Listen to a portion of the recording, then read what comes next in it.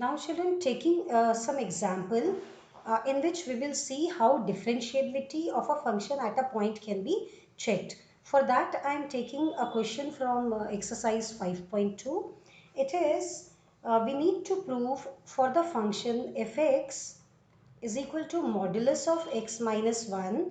We are going to check whether it is differentiable at x is equal to 1 or not. So the function is mod of x minus 1.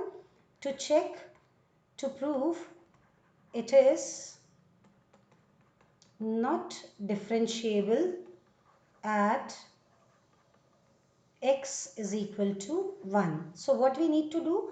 We need to find the left hand derivative. So derivative on the left of 1 as well as the derivative on the right of 1. If we show they both are equal, it will be differentiable, else it will not be differentiable. So quickly checking for the left hand derivative, it should be limit x tending to 1 from the left fx minus f1. Over here c is 1. Okay, the point at which differentiability is getting checked. So, and in the denominator it will be x minus 1. Fine. So, over here we will use a substitution. We will put x as 1 minus h. So, as x approaches 1 from the left, h will be tending to 0. Okay, so using this substitution, left hand derivative reduces to limit h tending to 0, function f and x will be replaced by 1 minus h minus f1 over 1 minus h and minus 1. Now we are going to use the definition given for the function and simplify it. You can see fx is x minus 1. Okay. Now in place of x we have got 1 minus h. So in this definition you will replace x by 1 minus h. So it will be modulus of 1 minus h. This is the value of x. Then minus 1. Then minus f1 means value of the function at 1. So you need to replace x by 1. So it will be modulus of 1 minus 1. And in the denominator what are we getting? Plus 1 minus 1 gets eliminated and it is only minus h. So this gives us limit h tending to 0. You can see over here plus 1 and minus 1 gets cancelled out. We are left with modulus of minus 1 and this 1 minus 1 will be 0, mod of which will be 0 only. And we get minus h in the denominator. Okay, so this is further equal to limit h tending to 0. Mod of minus h will be h only. So h divided by minus h. You can see h and h gets cancelled out and this entire term is independent of h. We only get minus 1 here. So left hand derivative is coming out to be minus 1. Let us check for the right hand derivative. It will be limit x tending to 1 from the right, okay, and fx minus f1 over x minus 1. So what is the substitution we are using here? As in the left hand derivative we have replaced x by 1 minus h, you will replace it by 1 plus h. So what do we see? We see it will reduce to limit h tending to 0. So the way when we replaced x by 1 minus h, f1 minus h came 1 minus h minus 1 because x in the definition was replaced by 1 minus h. Here it is to be replaced by 1 plus h. So mod of 1 plus h then minus 1. And the second part f of 1 already came out to be 0, so we can put it directly. In the denominator it is 1 plus h minus 1. So 1 and 1 we can get rid of. Here also 1 and 1 we can cancel out. So what are we finally left with? You can see this will be only mod of h.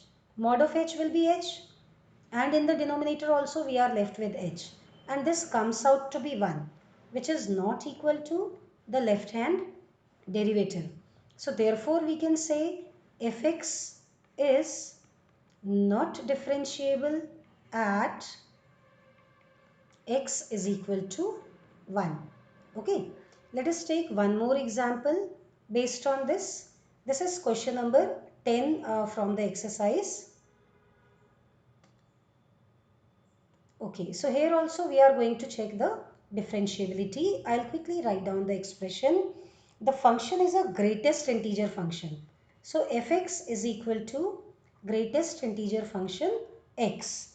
Okay, and they are saying x is strictly greater than 0 and less than 3. So they are asking you to check the differentiability at 1 and 2. So we have to check differentiability at x is equal to 1 and x is equal to 2. So let us check both of them one by one. You will find it is neither differentiable at 1 nor differentiable at 2. So first discussing for x is equal to 1. So evaluating for the left hand derivative, it will be limit x tending to 1 from the left, fx minus f1 over x minus 1. That is limit x tending to 1 from the left. And what is fx? It is greatest integer function of x. And what will be f1? It will be greatest integer function of 1 divided by x minus 1. Do the substitution for x. We can put x is equal to 1 minus h. So as x approaches 1 from the left, h will tend to 0. So this is the substitution we are using. So h is approaching 0 and x can be replaced by 1 minus h. So greatest integer function of 1 minus h. Now here greatest integer function of 1 you can define. Because it is an integer, so its greatest integer function will be the integer itself. So we get 1 here. Again replacing x by 1 minus h. So this is 1 minus h minus 1. You will see here plus 1 and minus 1 will get cancel out.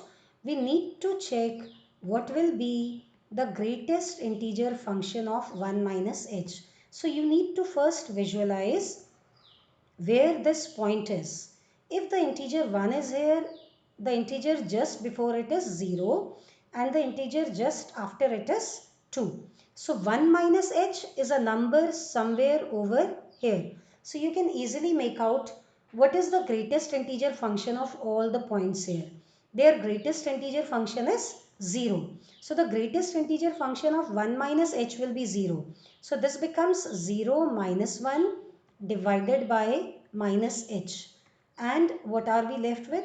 We are left with limit h tending to 0. Minus and minus you can cancel out. 1 over h. So you can see as h is approaching 0, this is taking indeterminate form. So it will be something we are unable to define. So not defined we can write.